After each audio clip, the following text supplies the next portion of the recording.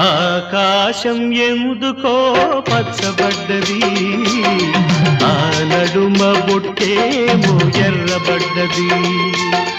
ఆకాశం ఎందుకో పచ్చబడ్డది, ఆ నడుమ బొట్టేమో ఎర్రబడ్డది.